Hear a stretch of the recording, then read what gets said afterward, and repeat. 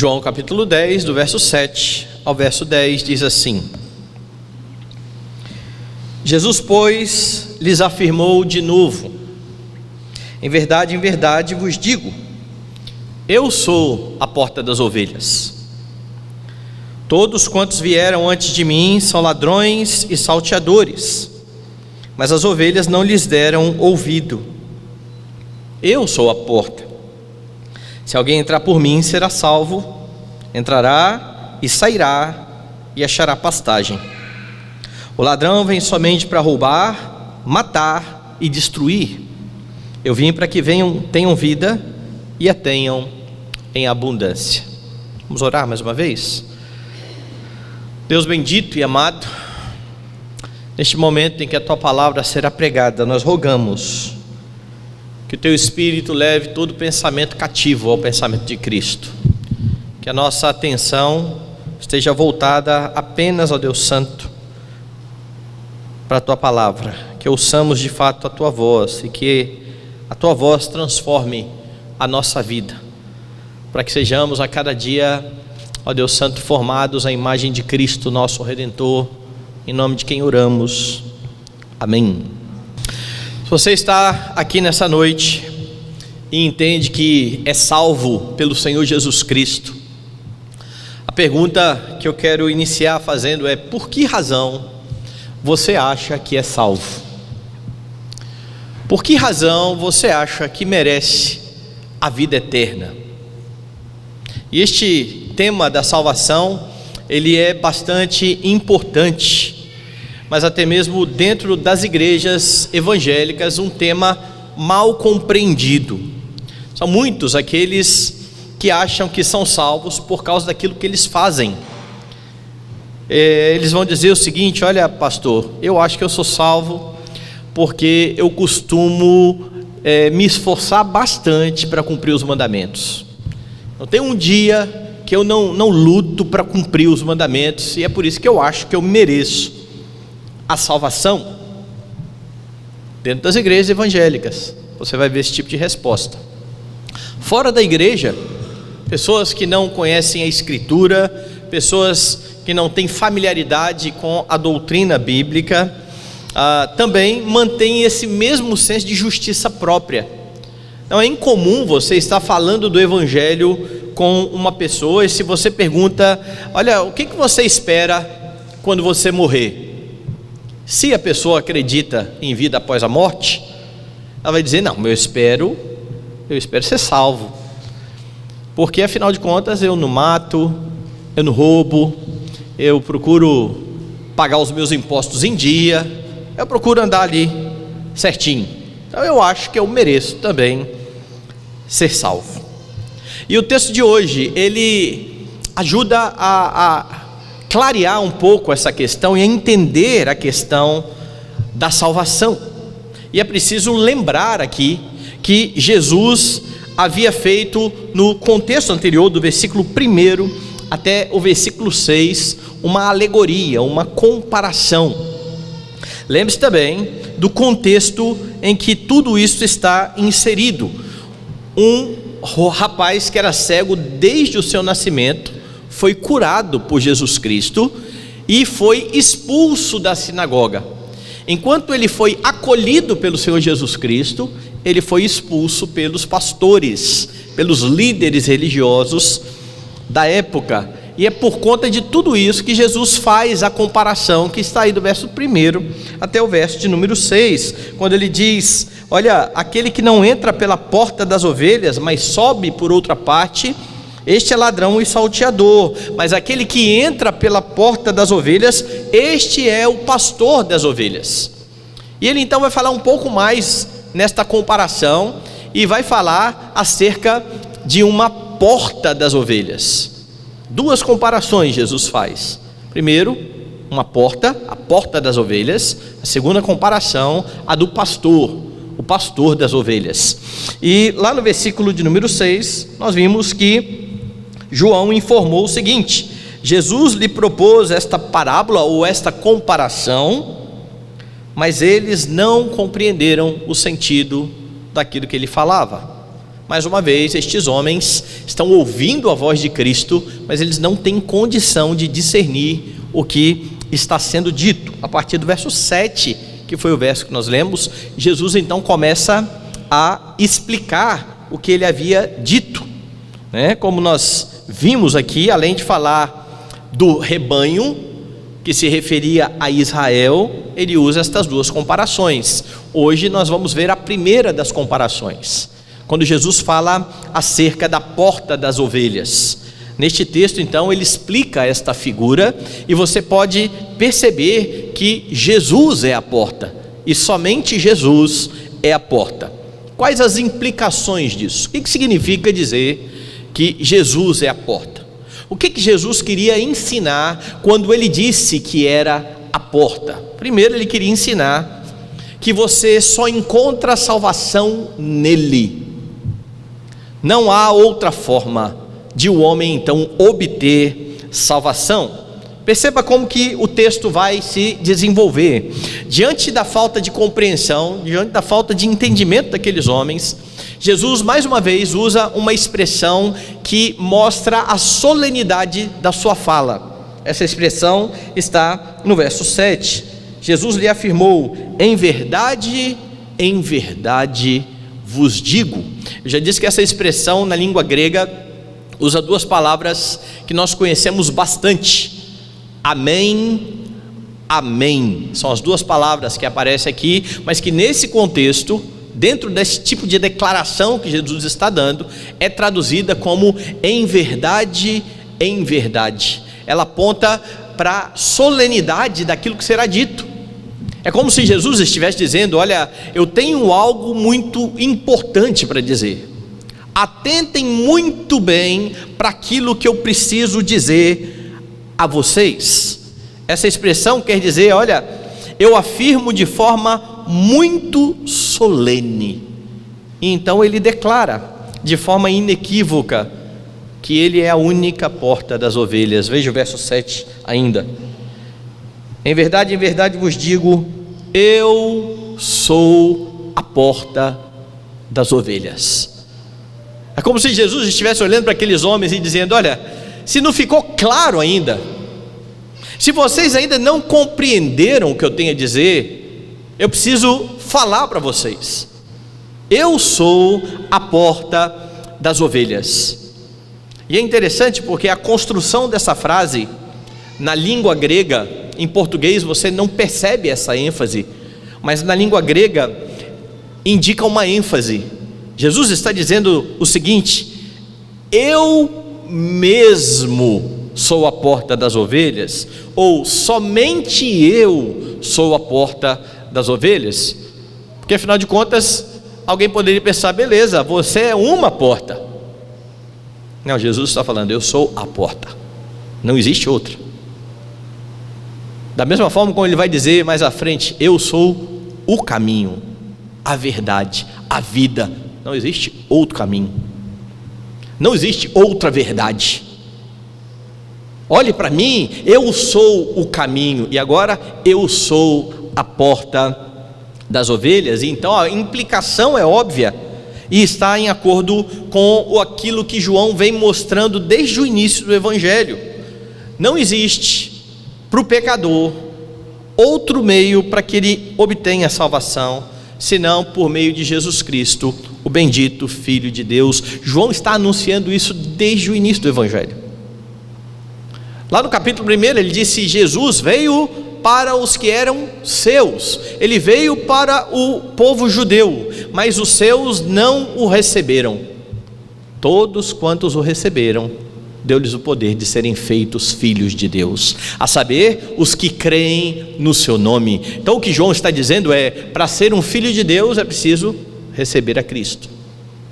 Lá no capítulo 3 também vai ser dito que Deus amou o mundo de tal maneira que deu o seu Filho unigênito, para que todo aquele que nele crê não pereça, mas tenha a vida eterna. Quem crê não é julgado. Aquele que não crê já está julgado, porquanto não crê no unigênito Filho de Deus. E aqui então a mensagem se repete.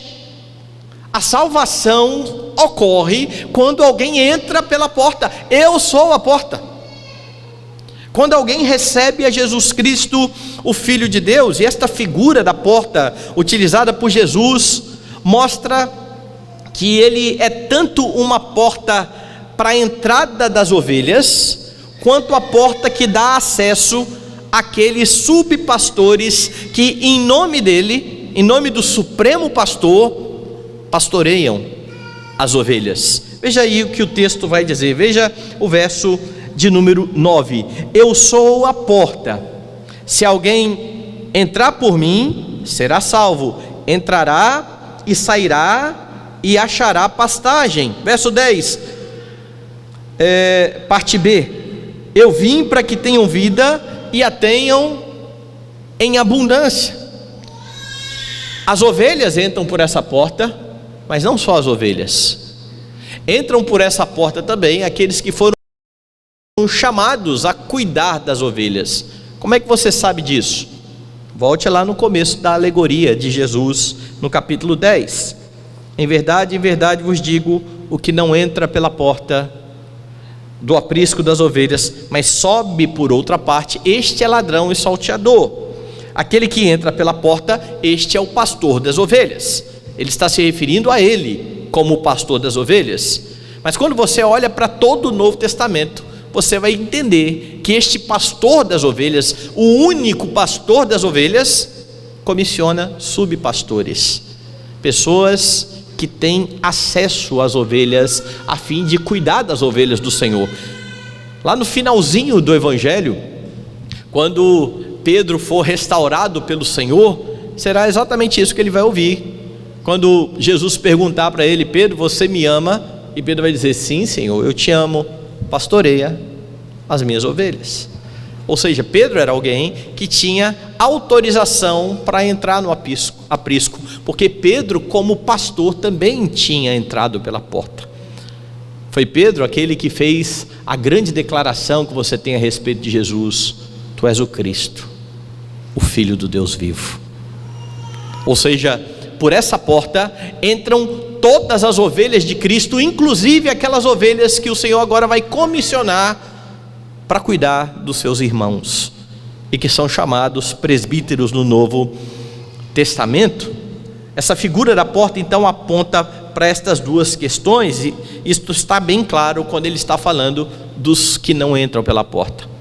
Quem não entra pela porta é ladrão e salteador. Ele fala isso no verso 1, ele repete isso no verso 8, veja lá: todos quantos vieram antes de mim são ladrões e salteadores, mas as ovelhas não lhes deram ouvidos. Meus irmãos, você só encontra salvação em Jesus Cristo, na porta.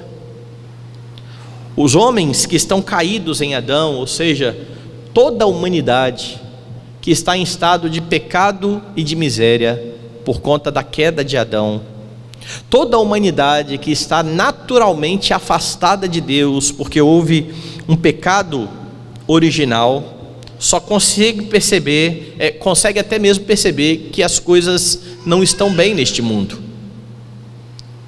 Eles conseguem.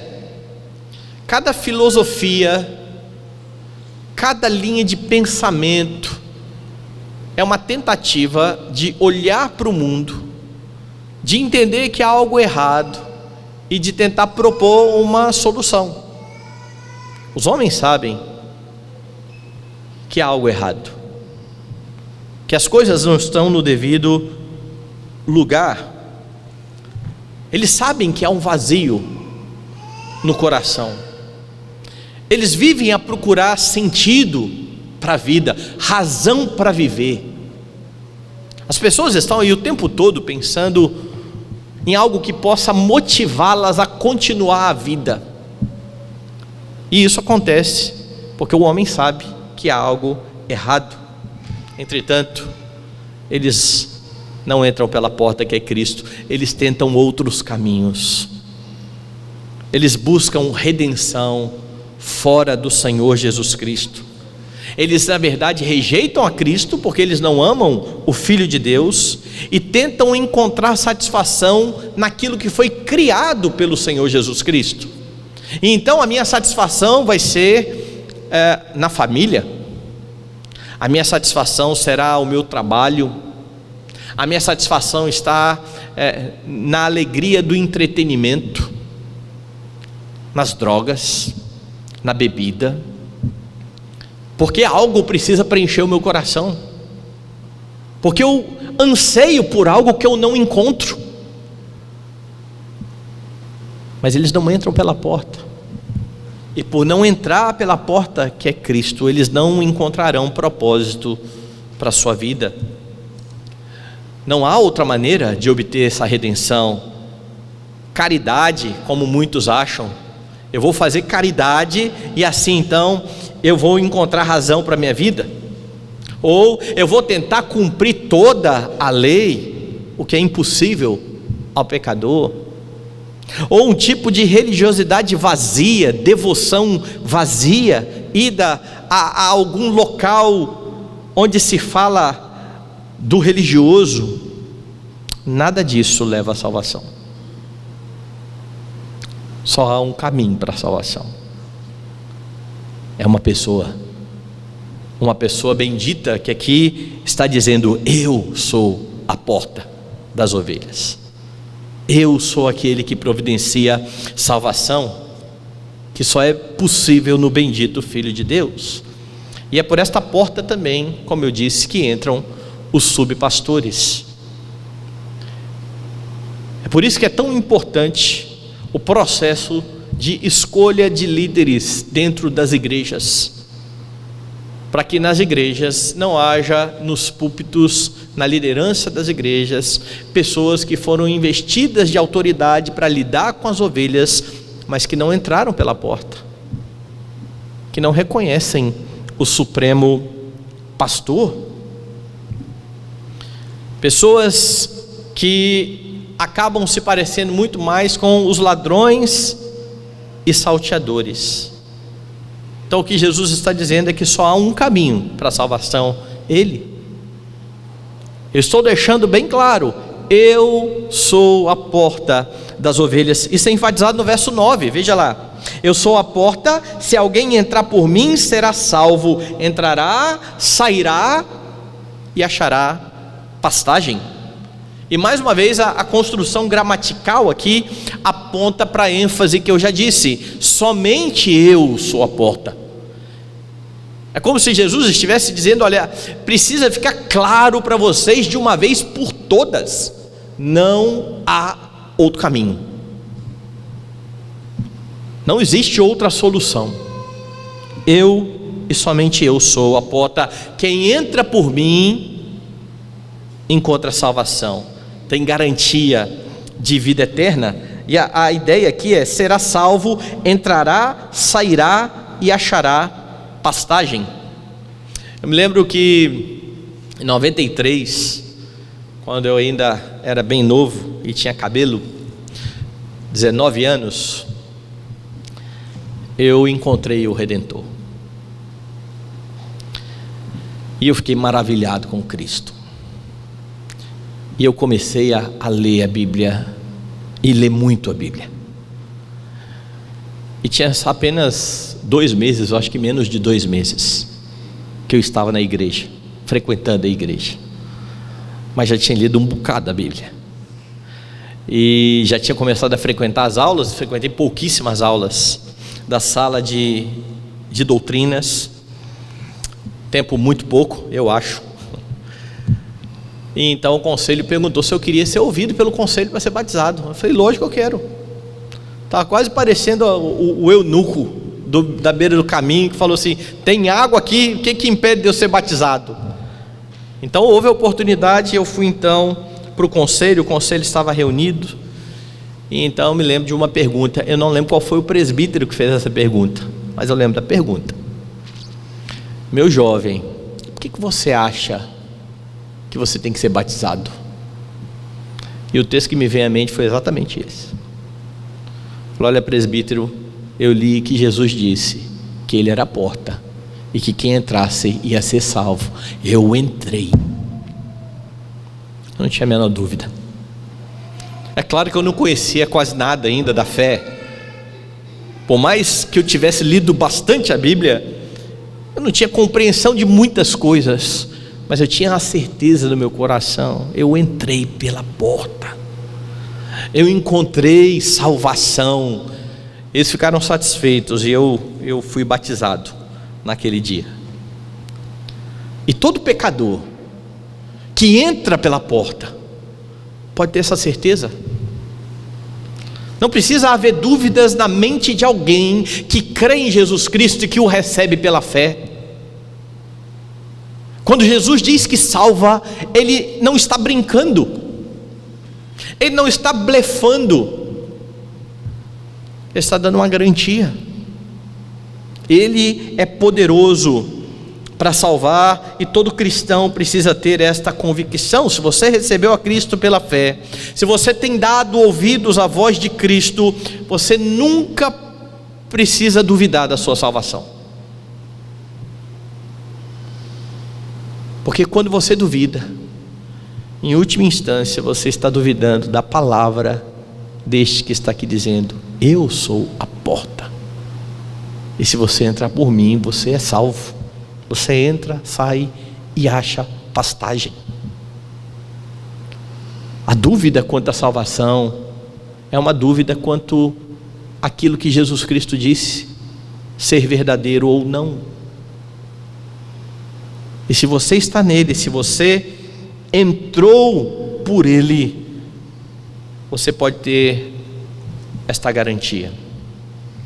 E esta salvação é explicada no verso 10. Veja lá na parte B do verso 10. Eu vim para que tenham vida e a tenham em abundância. O que é a salvação? O que é isso que Jesus está mencionando aqui sobre a vida eterna?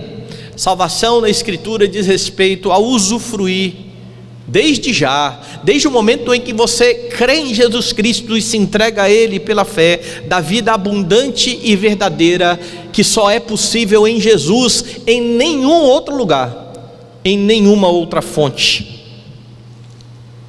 É usufruir da vida que o homem busca na criação, da satisfação que ele busca nas coisas da criação, e que quanto mais ele tem, mais ele quer.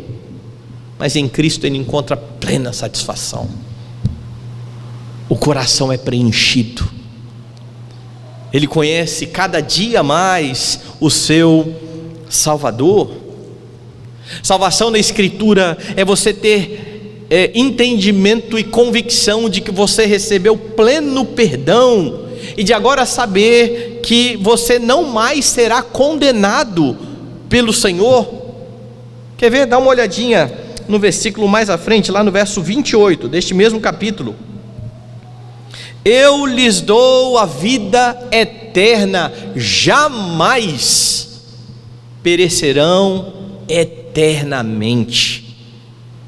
É essa vida abundante que o Senhor Jesus Cristo está anunciando aqui. E a parte B do verso 9 também aponta para isso. Dê uma olhada lá na parte B do verso 9. Depois que ele diz eu sou a porta, ele diz: se alguém entrar por mim, será salvo. Entrará, sairá e achará pastagem. O que significa esse entrar e sair e achar pastagem? A ideia é que as ovelhas de Cristo gozam de plena segurança. Elas têm liberdade e estão seguras nesse entrar e sair. Não é que a pessoa vai entrar e sair de Cristo e abandonar Cristo. O que Jesus parece estar enfatizando aqui é o mesmo que o Salmo 121 diz. Veja lá o Salmo 121.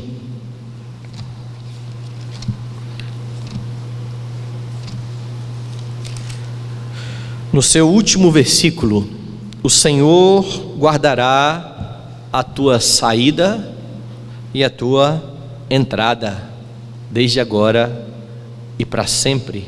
Aqui no Salmo 121, a ênfase é nesta segurança, e o que Jesus está dizendo é exatamente isso: quem entra por mim está seguro, plenamente seguro, porque em Jesus elas encontram alimento para a alma, e esse alimento está disponível, irmãos, aqui, na palavra de Cristo, na bendita, suficiente e inerrante palavra de Cristo. O supremo e bom pastor pastoreia e conduz as suas ovelhas e alimenta o seu povo por meio da sua palavra. E quando você se alimenta da Bíblia, você encontra então segurança, porque você tem acesso aqui às promessas de Deus, as garantias que o Senhor tem para o seu povo nunca perecerão eternamente. Você encontra consolo para a sua alma cansada, para a alma que está o tempo todo desejosa de ter satisfação, e que por mais que tente, e que por mais que busque caminhos diferentes e alternativos, nunca está satisfeita. No Senhor existe esta satisfação, nele há refrigério nos momentos de dificuldade, nele há paz, mesmo em meio à guerra. Aqueles que estão no Senhor Jesus Cristo estão bem seguros, porque Jesus dá a você vida abundante. E tem muita gente dentro da igreja que já creu em Cristo, mas que por não buscar o alimento que está na Escritura, vive faminto, à semelhança de alguém que tem uma casa com uma despensa cheia e que vive reclamando que não tem nada para comer. Conhece gente assim? Gente que abre a geladeira e tem um monte de comida e fala assim: não tem nada para comer. Quando você usa esse tipo de expressão, você está dizendo que não tem aquilo que você gostaria de comer, não é que não tem nada para comer. Então, se você estiver passando fome, não é por falta de comida, está ali na geladeira. Pois é isso que o crente tem na Escritura: você tem comida em abundância. O problema é que às vezes há um tipo de comida aqui que às vezes não desce muito bem no paladar, porque Deus sabe que é bom para o seu povo, mas o seu povo acha que merecia coisa melhor, e isso é duvidar daquele que está alimentando a igreja ou o rebanho. Há muitos cristãos que estão aí cheios de crises, porque não se voltam para a palavra de Deus, não buscam nela esta satisfação. Muitos que entendem que Jesus é poderoso para salvá-los do inferno, mas Ele não é poderoso para tratar as crises da alma. A vida abundante diz respeito então só a ser livre do inferno, não tem nada a ver com a ansiedade, com os medos, com os temores. Para isso você precisa de um pouco mais do que a Bíblia, porque convenhamos, é muito simplório achar que a Bíblia vai resolver isso. É assim que você ouve as pessoas falando a respeito da Escritura. Essa semana eu vi um famoso pastor aí, que também é youtuber, que afirmou o seguinte, abre aspas: a Escritura não existe para lidar com todas as dificuldades e dores da nossa alma. De novo, a Escritura não existe para lidar com todas as dificuldades e dores da nossa alma. Nós cantamos há pouco o Salmo 19. A lei do Senhor é perfeita e restaura a alma. Sabe qual é a ideia de restaurar a alma ali? Traz a alma de volta para o Senhor, torna plena. Porque o que Davi está falando está ecoando por toda a Escritura. Quando Paulo diz que toda a Escritura é inspirada por Deus e ela é útil para o ensino, para a educação, para a exortação, ele vai dizer: isso é para que o homem de Deus seja perfeito ou completo, e completamente ou perfeitamente habilitado para toda boa obra. Como é que alguém então diz que a Bíblia não se propõe a tratar daquilo que só Deus conhece, que só Deus esquadrinha? E é por isso que, caindo nesse conto, muitos crentes deixam de lado a sua Bíblia e vão procurar terapias alternativas, pensamentos de homens, pensamentos apóstatas.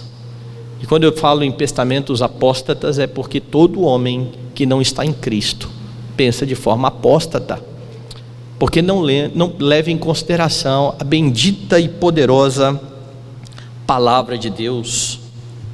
A vida abundante que Jesus está prometendo aqui inclui a sua lei, que é perfeita e que restaura a alma. E quando você entra pela porta, você tem vida em abundância.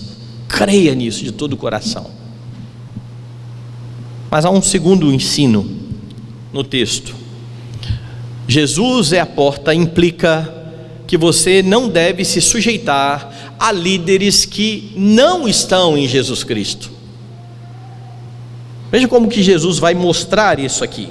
Se você entrou pela porta das ovelhas, você precisa estar bem consciente sobre aqueles que estão do lado de fora, sobre aqueles que não passaram por essa porta.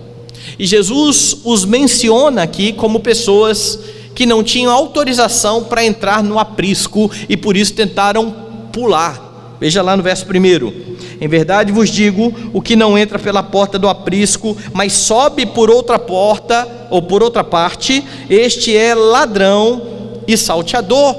E de novo, lembre do contexto. O contexto aqui é a expulsão do cego que foi curado por Jesus e que foi expulso da sinagoga por parte do fariseu. Então, Jesus está se referindo aqui a esses maus líderes, que em vez de acolherem aquele moço, colocaram para fora da sinagoga. É a esses homens que Jesus está se referindo, por exemplo, no verso 8, veja lá: todos quantos vieram antes de mim são ladrões e salteadores, mas as ovelhas não lhes deram ouvidos. Já teve gente propondo que Jesus está dizendo o seguinte: todo mundo que veio antes de Jesus se enquadra aqui.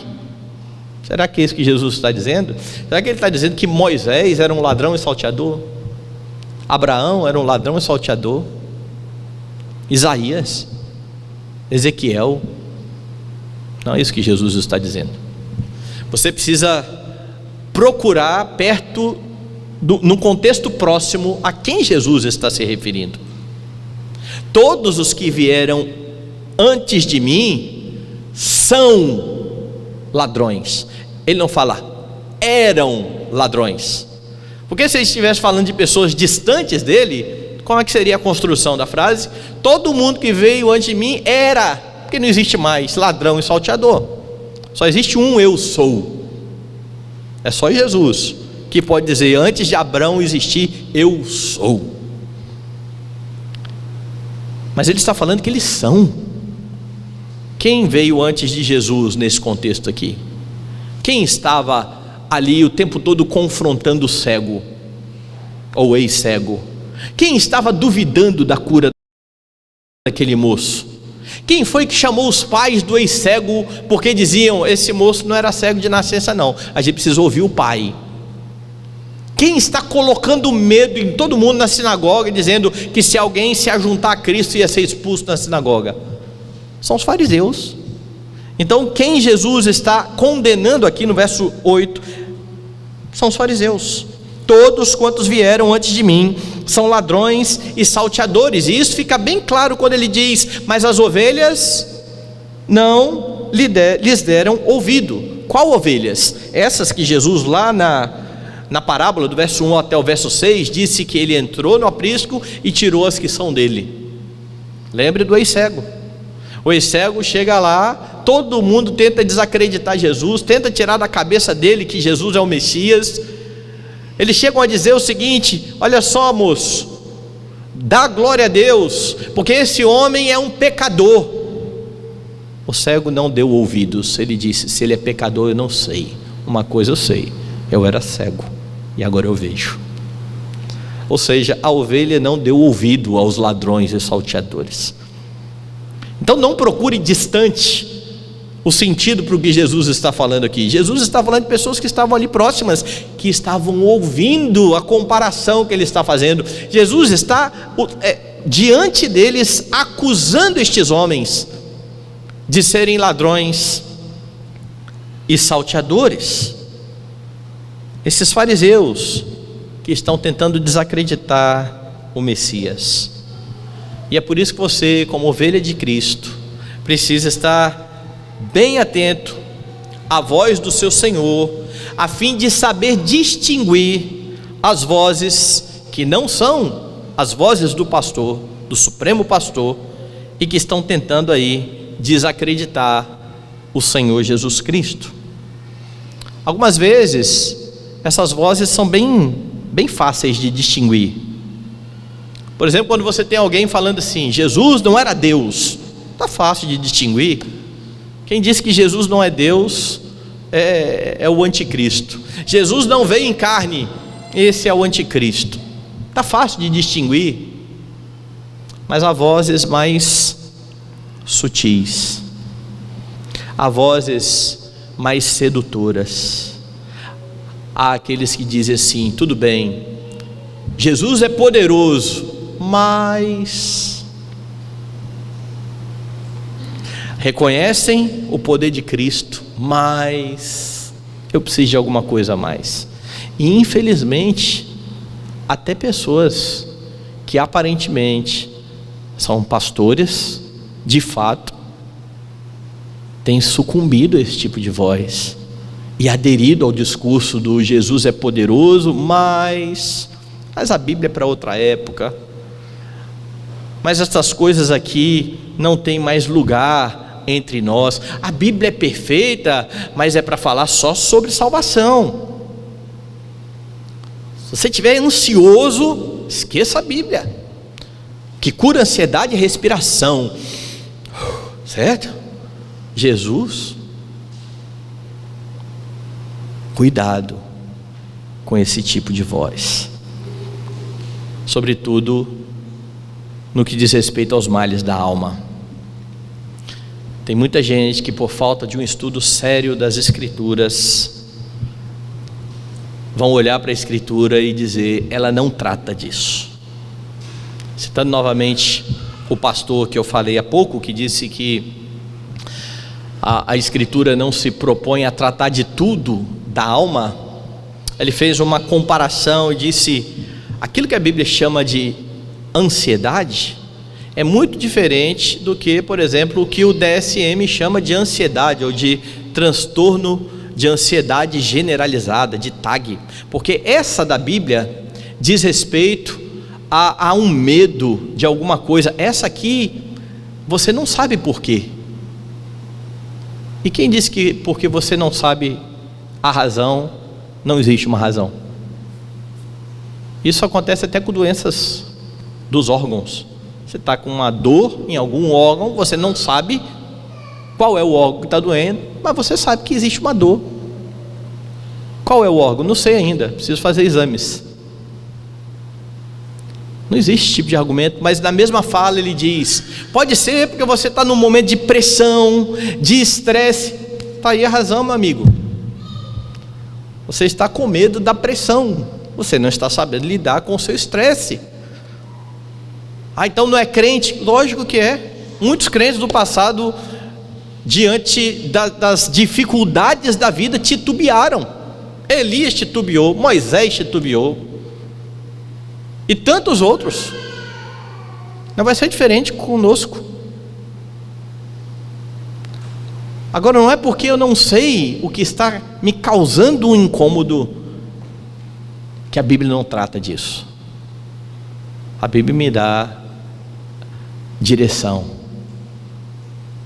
para que o meu coração seja sondado, para que eu consiga perceber, pela graça de Deus, e ser tratado pela graça de Deus, como foram tantos irmãos do passado. Mas muitos vão dizer: você precisa de algo mais do que a Bíblia para a sua alma, enquanto Deus diz que a palavra dele restaura a alma. Como é que alguém que não crê em Deus, que não leva em conta a queda, que não leva em conta o pecado, vai tratar corretamente os males da alma? Não há condições. Eles podem até entender o que está acontecendo, o processo, mas eles não sabem o que ocasionou. Eles dão outra razão, e é por isso que não há efetividade no tratamento da alma por parte de homens que não creem no Senhor.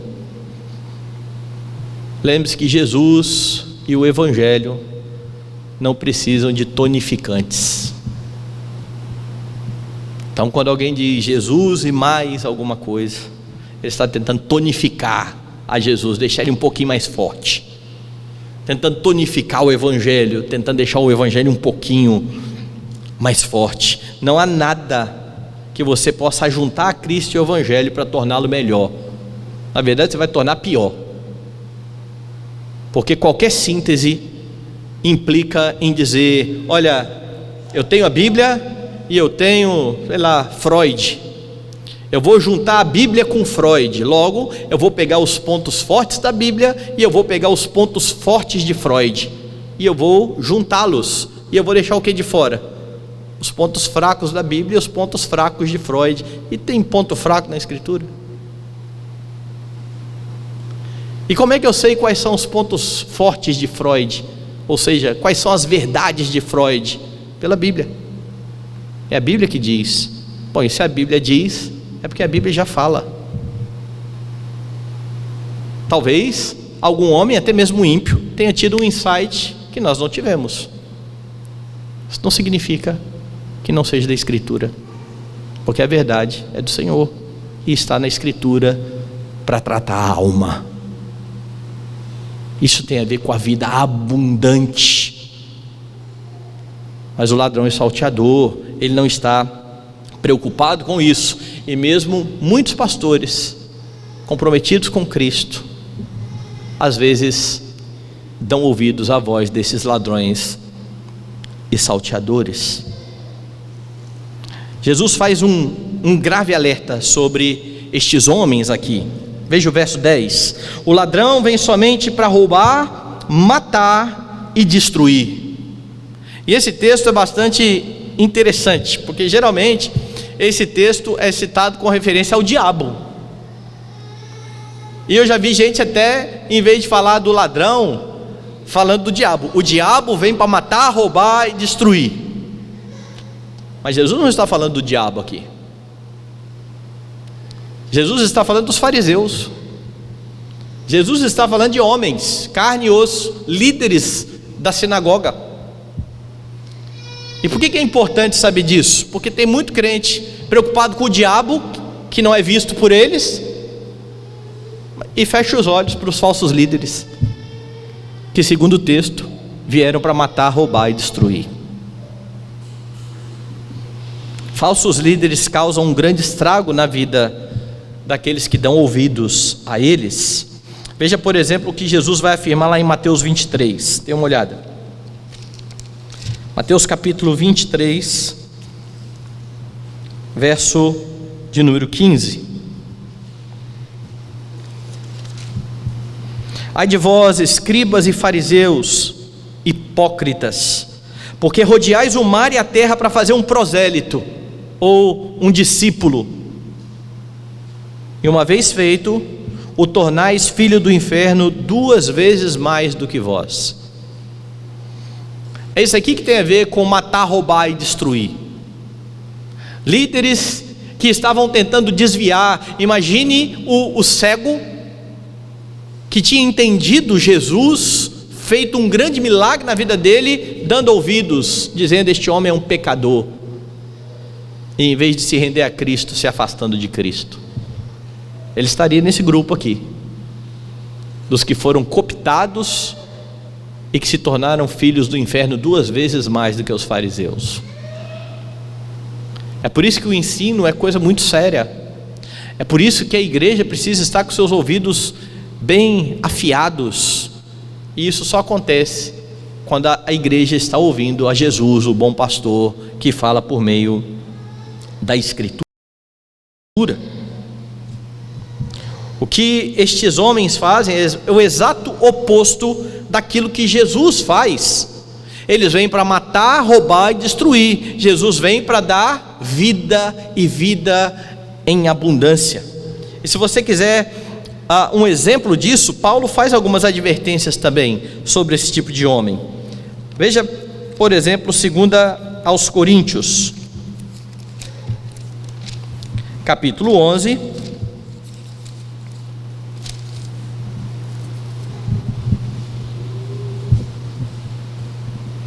Paulo aqui fala a partir do verso 13: porque os tais são falsos apóstolos, obreiros fraudulentos, transformando-se em apóstolos de Cristo. E não é de se admirar, porque o próprio Satanás se transforma em anjo de luz. Não é muito, pois, que os seus próprios ministros se transformem em ministros de justiça, e o fim deles será conforme as suas obras. O que Paulo está dizendo à igreja é que esse tipo de gente, de falso líder, é gente sedutora, que tem aparência boa, que tem aparência de piedade, como Paulo vai dizer na outra epístola, negando o poder da piedade. Se você quiser um pouco mais, veja Colossenses, capítulo de número 2. A advertência de Paulo é a seguinte: cuidado, que ninguém vos venha a enredar com sua filosofia e vãs sutilezas, conforme a tradição dos homens, conforme os rudimentos do mundo, e não segundo Cristo. Sabe o povo a Bíblia é boa, mas ela precisa de mais alguma coisa? É isso aqui. Cuidado com esse pessoal que, quando você ouve, parece até fazer sentido, mas que estão tirando todas as suas afirmações de fora da Escritura, desconsiderando o que a Escritura fala a respeito do homem, do seu estado e daquilo que pode lhes trazer satisfação para a alma. Cuidado com as vozes desses que vêm para matar, roubar e destruir. E é firmado na palavra de Jesus, e somente firmado na palavra de Jesus, que você conseguirá rejeitar o erro. Veja Efésios, quando Paulo fala no capítulo 4 sobre o ministério de ensino da igreja, Paulo vai mostrar a razão do ministério de ensino. Veja aí a partir do verso 11: e ele mesmo, o Senhor Jesus, concedeu uns para apóstolos, outros para profetas, outros para evangelistas, outros para pastores mestres.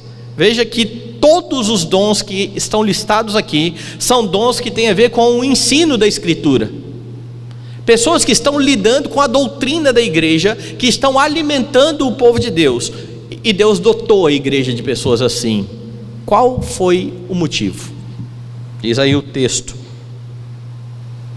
com vistas ao aperfeiçoamento dos santos, para o desempenho do seu serviço, para a edificação do corpo de Cristo, até que todos cheguemos à unidade da fé e do pleno conhecimento do Filho de Deus, à perfeita varonilidade, à medida da estatura da plenitude de Cristo, para que não mais sejamos como meninos, agitados de um lado para o outro e levados ao redor por todo o vento de doutrina, pela artimanha dos homens, pela astúcia com que induzem ao erro. Então a lógica do texto é: você só não será levado pelo erro se você der ouvidos aos líderes fiéis que Deus tem colocado na sua igreja.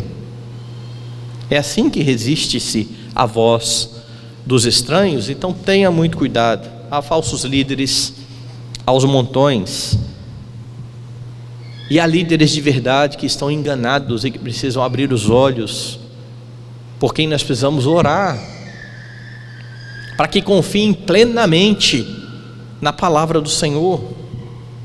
Há muitos que estão sorrateiramente diminuindo a autoridade de Cristo, fazem isso colocando em dúvida a voz do Senhor que está na sua palavra. Tem certeza que é assim mesmo? Tem certeza que isso não tem a ver com a cultura só? Olha, acho que Paulo era meio machista, hein? Esse negócio da posição da mulher na igreja só foi dito porque Paulo estava numa cultura machista, e assim eles vão minando a palavra do Senhor Jesus Cristo. Cuidado com os pensamentos humanos que partem de mentes apóstatas e que desconsideram o Senhor, porque esses pensamentos, quando são assumidos como verdade, fazem secar a alma. No século XIX, esse tipo de pensamento em outra área começou a entrar na igreja. O século XIX foi o século em que os homens começaram a olhar para si mesmos e dizer: nós somos muito bons, e começaram então a se colocar como os juízes, e em vez de olhar para a Escritura e se submeter à Escritura, eles começaram a se colocar numa posição de julgar a Escritura. Isso começou fora da igreja, e isso foi abraçado por teólogos na igreja, o que ficou conhecido como liberalismo teológico, e começou de forma muito sorrateira.